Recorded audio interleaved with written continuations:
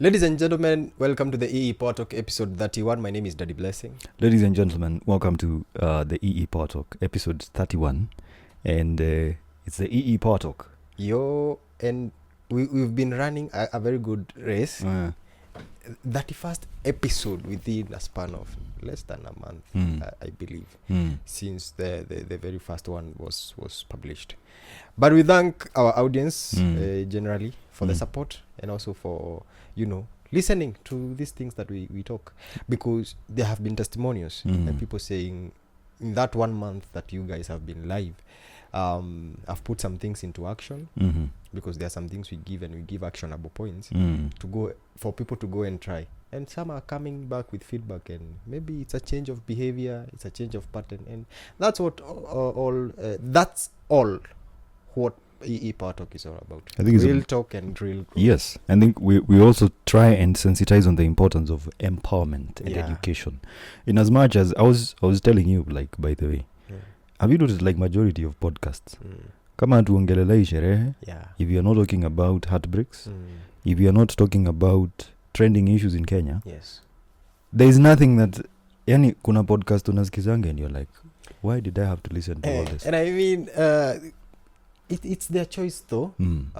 They can do what they want. We chose this path for a purpose. The good thing is when you do something with a purpose, the fruits are very fulfilling. Good. Yeah. Today me I have this is a called what? A cup of water. A cup of water. I have a cup of water today. Yeah. Mimi ndio niko na mishe veve iko hapa nchini. Uko na mishe veve. Mishe veve. I saw that thing in that episode we mentioned mishe veve. Someone said mishe veve imetrend kushinda jina yake. It's all good. It's all good. Anyway. Yeah. So today we are talking about, in reference to the very second episode that we did on skills. We talked about when to skill up, how to skill up, and on the things that you need to maybe take a look on. Today we want to sensitize deeper on that. Yeah, I think we have to talk about upskilling on a deeper deeper level, because in today's market, in today's job market, we can't just sit down and ignore the fact that things are going digital. They are not even going digital. Things are digital. Everything has been digitized. Yeah, everything has been digitized. The future is now. The future that we were told, prepare for the future is here. So, and it needs people who are prepared for it. Of course. And if you have not yet done a mental migration of, thinking in the analog space, you are among the people who are going to be wiped out by the market. The market has a way of, when it takes in new people and new skills, it vomits out the old ones. And there's nothing you can do about it, because that's how the market operates. Let me surprise you by something. Yesterday, I was with a psychologist friend of mine. His name is Godfrey. He was telling me there's a company he's working with. Yes. And anyway, people have to be prepared to understand that people are losing jobs. Yeah. And there's a lot that is happening in the digital world that you have to be prepared. That you have to be prepared we said to lose your job if you don't meet the criteria. We said technology will not replace you. You'll be replaced by people who are using technology. Of course. So don't sit there and say, oh, now AI is coming, it will come to replace our job. The common thing that common people do is now trying to undermine. Let us undermine against Elon Musk so that he can stop developing robots. If it doesn't fit in, we throw it out. That's the mantra. Yeah, if it doesn't fit in, we throw it out. But again, some things are inevitable. You're the one who refused to grow. Of course. Someone who took time and they learned maybe on these digital skills, they are going to be assimilated very quickly in that organization. As you're being vomited out, they will be taken in. Yeah. So let's first of all dive deep into some of the skills that are on demand right now. And anything computing. Anything involving computers is on high demand. Actually, maybe before we get to that, I think we have to define what is upskilling. Upskilling is the process of learning a new skill. You'll wake up in the morning and then say that today, this week, my goal is to learn a new skill. That is what we refer to as upskilling. And that's why you have the word up and skilling. Because there is what you know, but now you're adding more information. It's adding on top of what you already know. So, and this is a thing we should be doing every day. Reason being, the world is changing so fast. Yes. And so should you by then. And so should you. That's why we say upskilling. Yeah. Maybe to put it in a more closer context is maybe adding an extra skill to suit a certain demand that has been found in the market, or to curb a certain problem that requires new skills that you did not have previously. You can upskill to advance the level at which you operate in. Maybe I've been an editor for a very long time. I want to learn now camera operation, so that anytime I'm pitching myself, I am pitching myself as an editor and a camera operator. After that, I can learn directing. Anytime I'm pitching my services, I'm pitching as a director, editor, and camera operator. Going on, you can learn scripting. So now when you see me on set, I'm coming as 3 people. That's why you would wonder, why does this person get paid 150,000 on something that we are on the same set? I'm being paid 20,000. He's being paid 150,000. But ukienda kwa movie ikimalizika, unaona credits, script by Elvis, camera operator Elvis, edited by Elvis, assistant director Elvis, and sometime director Elvis. So why wouldn't that person pocket $1 million when you're pocketing 20,000? Of course they will, because they are providing more into the market than you're providing. And that's why now upskilling comes in, because it ought to trigger you to add more value to the same to your kind of resume, so that it can earn you the power to earn more. I actually want to add something on the same perspective. The reason as to why you upskill is, first of all, to stay relevant. Do you know how many people have been labeled redundant over the past few years by the lack of skills? Yes. In the past, if you wanted to employ someone, in fact, you didn't have to tell them you need to know how to use computers. Yeah. Today, almost everything has been digitized. They have to know how to use a computer. It's a mandatory thing. Yeah.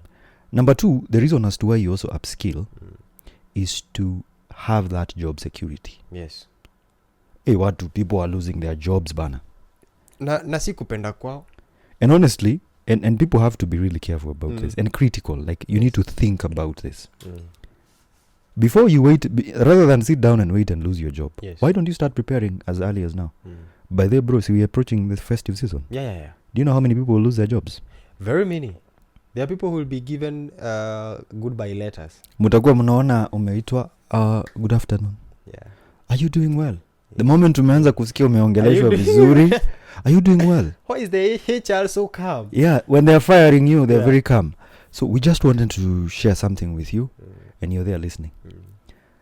Job security is very important. And then finally, it gives you career, the ability to advance in your career. Yes. Recently, I was telling some guys that being skilled gives you a high earning potential. Yes. And they were shocked, like, what do you mean? Because if you're leveling up, yes. Are you telling me the money is going to be remaining as the same? Absolutely no. It's going to change, of course. Yeah. And I really insisted, I was telling this guy that it is not about the papers that you have. It is about the abilities that you bring into the marketplace. Exactly. That make you relevant. Yes. And make sure that you have a secure job. The more you continue doing that, obviously, kuna kitu inaitwa compound interest. Yes. Now, compounded, your salary is better. Yeah. You're going to find a full stack developer getting 560,000 Kenya shillings. Yes. Wewe uko hapo, front office attendant, getting 45,000. Yes.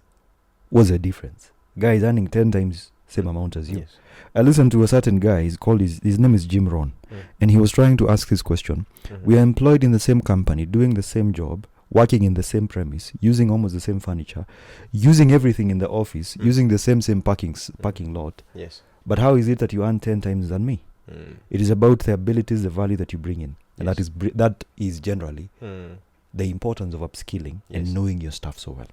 And again, we always sensitize on the fact that being replaced is very easily if there is no value you're providing. And when we mention of value, people are like, okay, I'm good at my job, I come early. All those are good values. But at the end of the day, the productivity of the company will be measured individually. Like, what are you? providing to the overall. What are you bringing to the table? Yes, for lack of a better word. For lack actually. of a better word, yeah, of course. What are you bringing to the table? Like, okay, you come early. The watchman comes early, right? Should we raise his salary because he comes early? No. Okay, you leave the last person. Okay, what are you doing so that you can leave the last person? Wewe ndo uliosha usiku. Does it mean we pay you $1 million Kenya shillings? Because ni wewe uliosha usiku. Now, upskilling. Let's use the example of a watchman. Coming early won't make you earn salary, but treating people well, like learning communication skill, because that's a skill people need to learn. Communication skills, it's a way of upscaling. Each and every client that comes, they know. Wafula, if you tell Wafula, look at my car, Wafula will make sure your car will not be touched. Wafula will serve you well. In fact, Wafula, when you are leaving, he will go to the parking, umemwachia funguo, bring your car to the gate and escort you. Now there is Kemani. Kemani just opens the gate, anakuangalia tu hivi. Umekuja kuangalia nani huku? Uko na appointment? Ebuka hapo kwanza nipige simu huko juu. And then there is this guy who tells you, oh, welcome. Can I park your car? And all that. At the end of the month, between Wafula and Kemani, ni salary ya nani itaongezewa? Probably is Wafula. They are doing the same job. In fact, Wafula will akitisha off day. The boss will be like, okay, now there is a crisis meeting because our best worker is going. But we can't deny him to go because he is the best that we have. Kemani akiitisha off day, lazima akuje na barua ya chief, aonyeshane ni ukweli huyo mtu wao mwenye anasema amemeza jembe na amepigwa x-ray, jembe inaonekana kwa tumbo. Because Kemani does not bring any value to the company rather than kusumbua. Amemeza jembe. Why do people like using that? Literally. Bro, let's just diverge kidogo. Yeah. Unajua kumeza jembe inamaanisha like if meza jembe. Yeah. And okay. It's there to symbolize some of the impossible excuses that people give. Yeah. Because ushai kuwa employed na mtu ameua shosha yake mara 50. Shosha amekufa. Shosha amekufa. So the next thing mnagojaga aseme ni anko yetu alimeza slash ama jembe. My wife has been pregnant 3 times this year. Yeah? Like umeomba sick leave mpaka the HR department is like, the last reason you gave us for the sick leave is like, ulisema your wife gave birth, right? 3 months ago. Na sasa amezaa tena. And you want a sick leave. And you're coming with the same photo.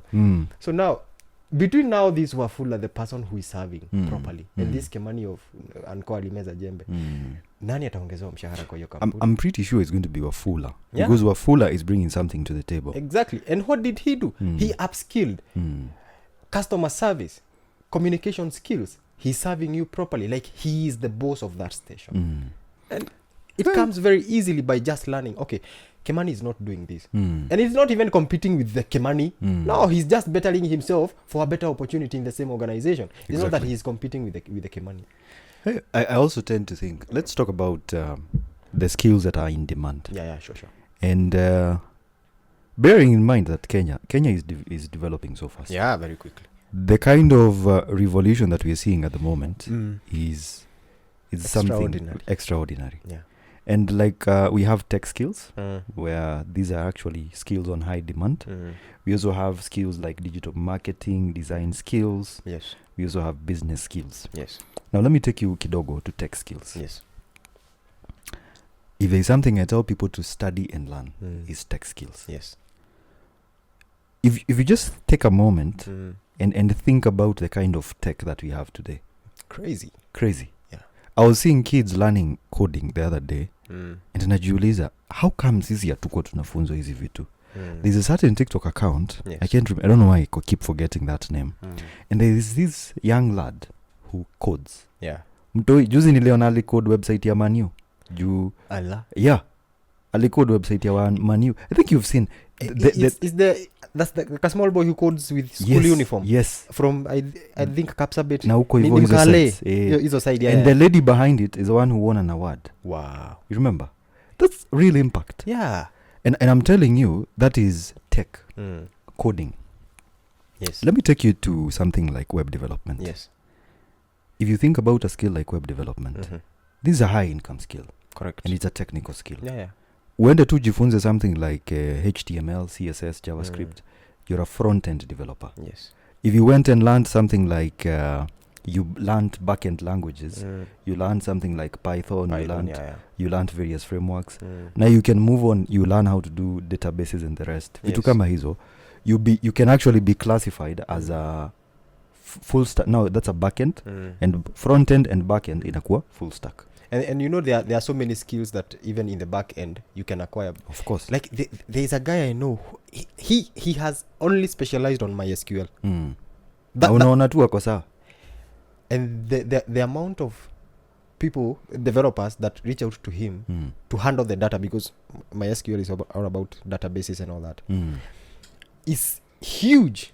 So he's helping sort of back-end developers with the data side of, with the database management side. Database, yeah. And I think that we're in a point in Kenya where tech skills are actually becoming rampant. Yeah. You see something like data science.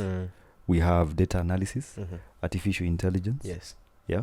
If you look at something like programming, if you look at other facets of like, something that is quite technical. And you see these tech skills, like we also have IoT, Internet of Things. We also have blockchain. Yeah. And the funny thing is that all these things, majority of universities in Kenya have not even touched. Yeah. They're still in the computer science, in the sense ile Windows computer lab. Yeah, muko story ya computer lab. Yes. And honestly, I think we're doing a disservice as to ourselves as a country if we don't take part in this revolution. We've mentioned tech skills. Kuna the second best skills, design skills. Yeah. Bro, graphic design. There will always be a market for that. Web design. Always. You look at things like UI UX design. These are skills. First of all, now by the way, let me mention this. Learning a skill is not just waking up in the morning and saying that umesoma. The hard part is honing that skill. Yes. Such that ukiwa umekaa chini, like for example, someone was telling me, if you want to know you're good at something, wake up at 12 a.m., all right? Sit down and do the thing that you're so good at. Without even thinking. Yeah. If you can't, endelea kusoma. Yeah. And practicing. Yes. Design, like if you think about graphic design, bro, like I remember during COVID, I like to give this story as reference. Yes. Me, I started as a graphic designer. I've been passionate about graphic design. Yes. My first ever project in graphic design, I think nilifanyanga na software fulani inaitwa Paint. Yeah. Windows Paint. Na ilikuwa sijui kani XP ama ni gani. Ilikuwa Windows 7. I just went and found a computer. Yeah. And I was so fascinated by it that I just created something. Yes. I once did a magazine for a school and I realized this is quite something. By then nilikuwa nafanya magazine na Microsoft Publisher. Yeah. You see? And wedding cards. Kwanza nilifanyanga hadi business cards. Alafu hizi kadi za mazishi. Yes. I used to like it. But I never knew the corporate aspect of how you can take these skills and take them to another level. Yes. And that's when I realized things like logo design, poster design, flyer design. Bro, like designing a logo for someone, me, I started charging like 1,000 bob.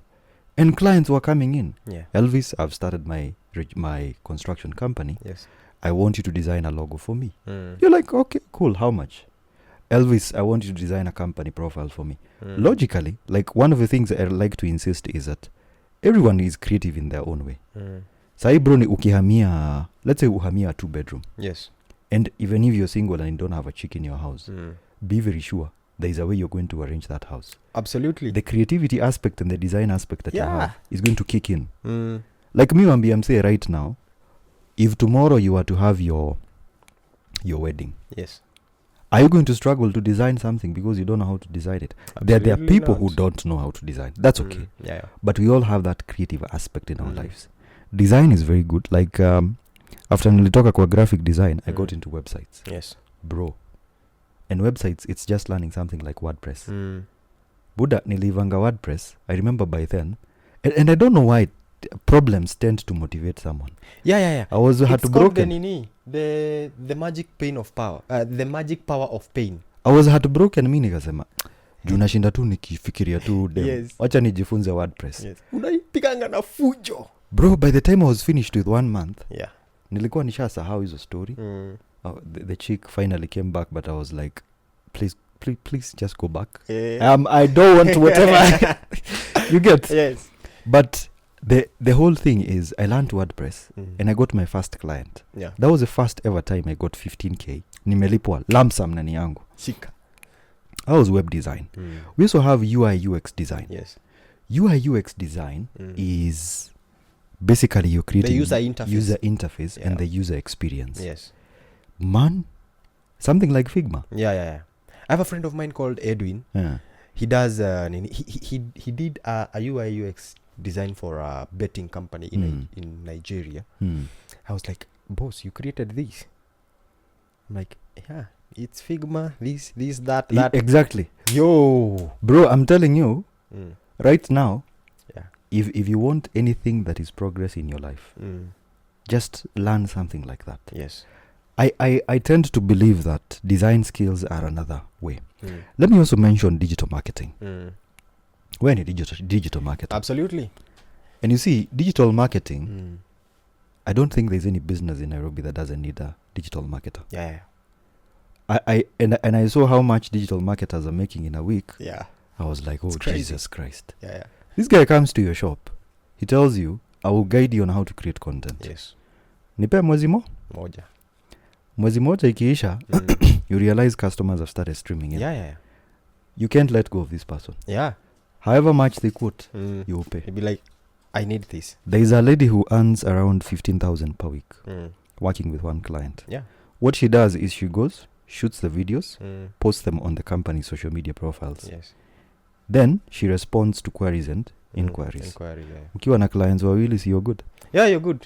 Like those are some of the skills I say. They are, I call them pay my bills skills.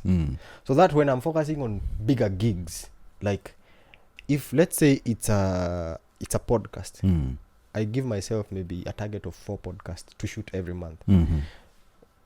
Okay, not these, but clients, 4 podcasts for a client, or 4 good gigs of videography per month. Now, when I'm not doing that, this digital marketing side of me is what I'm eating on. Hiyo ndio inalipa bills zangu. I became a business consultant by first of all learning the digital aspect of doing business. And later now nika understand even the financial aspect, understanding the law. Especially in this Nairobi, there are people who just set up businesses. And then later they're like, okay, there are licenses unafaa kulipia. There is bookkeeping unafaa kufanya. There are salaries that you need to, okay. So hiring talent is not as easy as you think. Si kutoa tu mtu ushago akuje ashikirie duka. They have to have that sales. Okay, studying sales is something. So now guiding a client all through, they won't let go of you. Of course. Yeah. And the most important thing I tend to think is people really have to get into the understanding that unaweza fanya kitu kama digital marketing and help yourself. Yes. Because digital marketing has a set of skills. SEO, SCM, SEM is search engine marketing, graphic design. Yeah. And this is something you can take, like, I was talking to a lady the other day and I was telling her that just sit down, give yourself 1 year. Yes. Master and hone digital marketing. Become so good at it. Yes. Let the opportunity come and find you. Yes. Digital marketing is a very, very important skill. You've mentioned that you're a business consultant. Yeah. There is a business skill called sales. Yeah. And people don't understand that, by the way. There's something I was telling one of my clients. We worked with a celebrity somewhere. But I told them clearly, what you're paying this celebrity to do is to give you exposure and visibility. But sales, it is you and how you will handle your client. Exactly. Once that celebrity has brought clients on board or has brought inquiries, let's say you have worked with a celebrity, they have brought 1,000 inquiries. Out of 1,000 inquiries, you give yourself 10% of conversion. Minimum. Make sure in 1,000 inquiries, you convert 100 clients. Converting in that 100, 10% of them make them long term. That is the stages of sales. If you're not good at sales, presenting value before presenting price, like if the only thing you're presenting to me is how cheap your product is, that's not the only thing that will make me purchase. Exactly. And by the way, sales is one of those skills people should also master. Yeah. You can have a very good product, but if you don't know how to sell it, Yes. no one is going to buy it. And that's the problem with people who know they have a good product. They don't practice sales because they think, si kitu yangu ni iko sawa. Si iko tu sawa, people will buy. People buy the product that is well known. No, they don't often buy the best product. I think the business, when it comes to business skills, sales happens to be at the top. Yeah. And by the way, sales honestly can really help you make money. Yeah. Why do you think brokers are very good with sales? You know, for them, they have taken time because they don't own their product. So they are not taking care of ease of it to production and all that. Because the funny thing about people who own the product, and the reason why they don't study sales, is because they have a personal relationship with this product before. So they think how they feel about the product is the same way the client will feel about the product. The broker, on the other hand, they have to study the nitty-gritties of this product so that they can present it properly to the market. Of course. That's why they are very rigorous on sales. And by the way, sales can really help your business. Yeah. Sales is going to really help your business. Let me take you to some skills up. I call them tunaziita complementary skills. Yes. And some of these complementary skills, they're actually just an addition to what you have. Correct. Graphic design. When a video editor. Yeah. I was telling people the other day, nowadays you can install a video editing software in your phone. Yeah. Mobile application. Very easily. Something like CapCut. Yeah. And the funny thing, maybe to mention on that, a while back I had lessons to teach people how to work on CapCut. You wouldn't even try to imagine how mind-blowing it was for people to realize, okay, so I can create these things using CapCut. I'll show you something I created for someone, an intro here. I don't know whether I'll find it. We have skills like social media. What's the social media, by the way? Yes. People need to understand how to use social media. Very true. You need to understand how to use something like Facebook. Yes. You need to understand how to use a platform like LinkedIn. Yes. You need to understand how to use Instagram, TikTok. Kwanza TikTok, you see TikTok is basically like now it has taken over. It is the household name when it comes to digital experiences. Yeah. And I want to argue that it is the best social media platform at the moment. Kwani mimi I started with TikTok. Yeah. Before you are still there. Yeah. Before I even got, because I think at the moment I'm at around 527,000 followers. Oh man, you're going. Bana. Congratulations by the way. Thanks man. Jana nilikuwa mahali nikapewa 500. Unajua ilikuwa birthday yangu jana. Wow. So nilikuta msee akaniambia, bro, kwanza usiende. Yeah. This guy, shout out to him. Sijui mwana sahau jina yake. But he's a director. Tulipatana sides was with a certain lady over there. Also has an interesting name. Yeah. I met a few guys and they were like, tunakutumia chai saa hii 500. I got 500. So now, this is something we created using CapCut. See how professional, how simple, how it is. This is CapCut? Yeah, it is CapCut. Let me show you the timeline. Let me show you the timeline. And you see, these are skills. Like nilikuwa naambia mtu recently that you have a business, yes. You've shot your videos. Yes. The lighting is poor. Yes. Why don't you just learn how to edit videos? It's not going to take you like 50 hours. It's just going to take you a few minutes for you to get to learn and understand. Yeah. Yeah? There is a certain skill set that is also necessary. I'll show you later. It's called, there are skills called transferable skills. Yes. Have you ever heard of transferable skills before? Yeah. A skill you can apply on another... everywhere, across industries. That's the timeline. And this is on your phone? Yeah.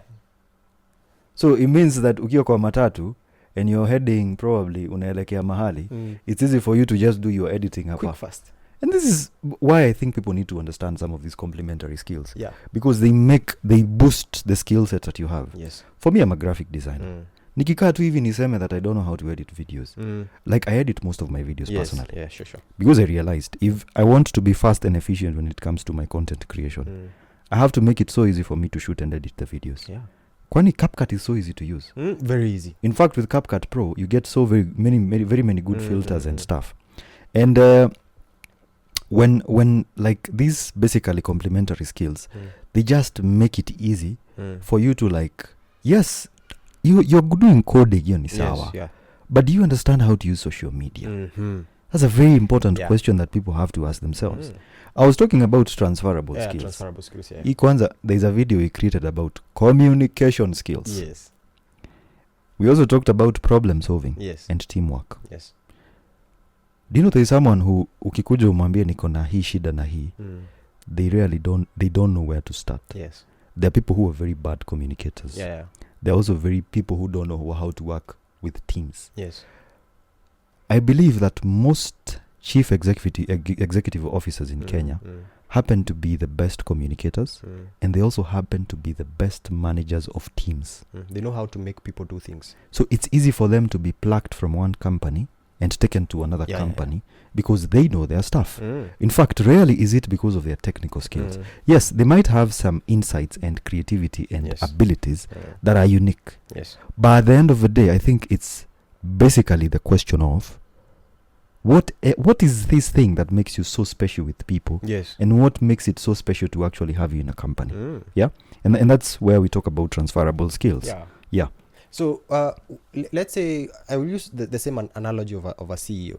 What a CEO does is to get together a team that will, if he's not the director of the company, but if he is the director of the company, what he does is getting together a team of people that will work together towards the accomplishment of the dream. He might not have the nitty-gritties of the tangibles of whatever it is that each and every individual does, but he has a way of making sure that skill comes out willingly out of that person. And that also is kuna skill inaitangwa people skills. You might ask, what is people skills? What is people skills? Are you good with people? Yeah, because it is not enough to be good at your work, to actually be good at your work. Does that make sense? Yeah, it makes sense. It's not enough to be good at your work, to be good at your work. Exactly. Sometimes you are good at your work because you know how to make people do your work. You know, you can tell people, this is what I want. This is what I do want, it. and it will be done. You're going to give them a flash in their head, and they are going to be like, oh, good. Yeah. And you'll hear, even when it comes to office politics, they're like, when we are working with blah, blah, blah, work is so easy.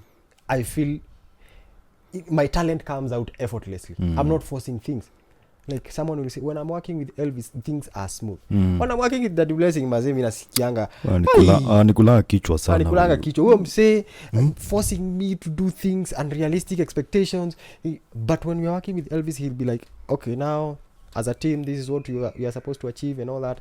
Then they have a good reward system. Because again, as a CEO, you must know how to appreciate your talent. And it all boils down to what you have communicated to your HR. True.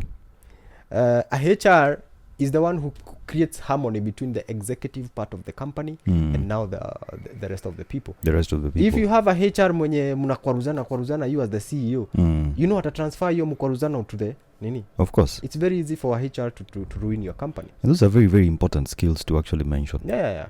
I want to take you to a certain type of skill set, soft skills. Yeah. You can be so good at something, you can be the best coder, but you don't have any soft skills. Skills like communication skills, creativity. Yeah. You also have critical thinking. I don't know how I can actually refer to this. Yes. Common sense. Yeah. Common sense. The things that people would assume that they don't impact, but they do impact. I also have this other one, emotional intelligence. Yeah, sure. And knowing what to say, when to say it, and how to say it. Yes, exactly.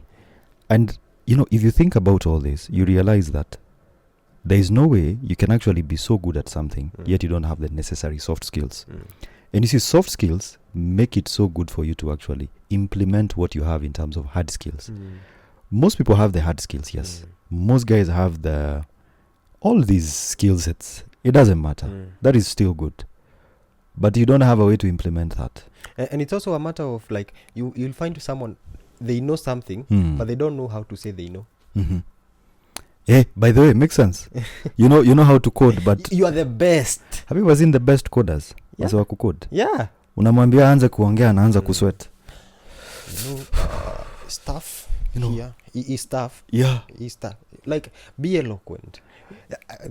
When I wanted to really be a good public speaker, I was looking at the mirror a very young person, because my very first public speech I made when I was age 6. Wewe ulikuwa ushaanza kuongea at 6? Yeah. Sisi tukicheza ilikuwa inaitwa aje hii game ya nini? Well, I come from a political household. So basically me, I was a shy guy. Me started stop speaking. Mimi kazi madhe naongea na yama mzae. Yeah.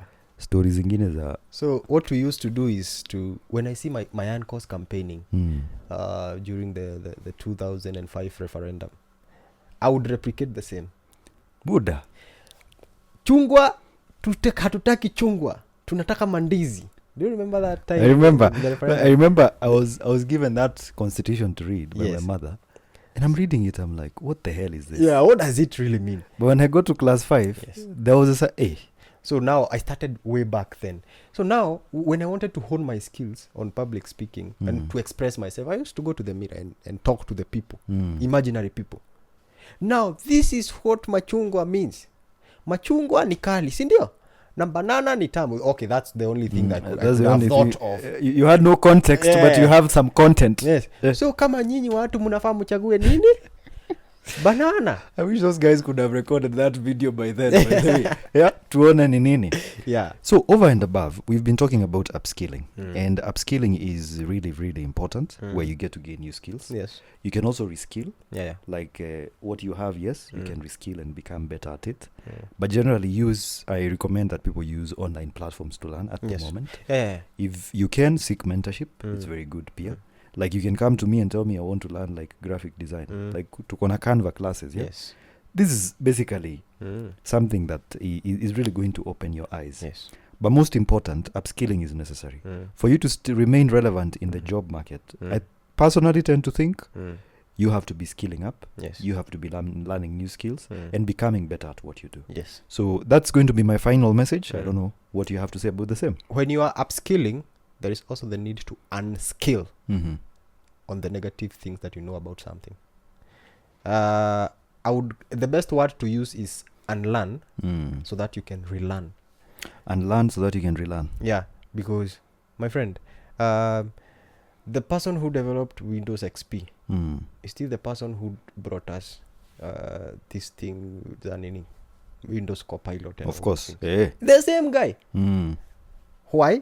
Because he has learned over time that people and behaviors change, and you're addressing different generations. Different generations require different speeds of thinking, and computers doing things so that they can keep up with the mind.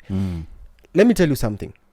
These machines will always and forever be programmed so that they can catch up with your mind, not the other way around. It is not us to program ourselves to catch up with the computers. You don't realize how powerful your mind is. Each and every computer that will be made on this earth, it will be made out of a certain brain. So each and every computer will be racing to catch up with a brain somewhere, not with another computer. Of course. So unlearn, relearn, upskill. The best time to learn a skill, as you always say, is right now. That's the EE Powertalk episode 31. See you next time. EE Powertalk. EE Powertalk.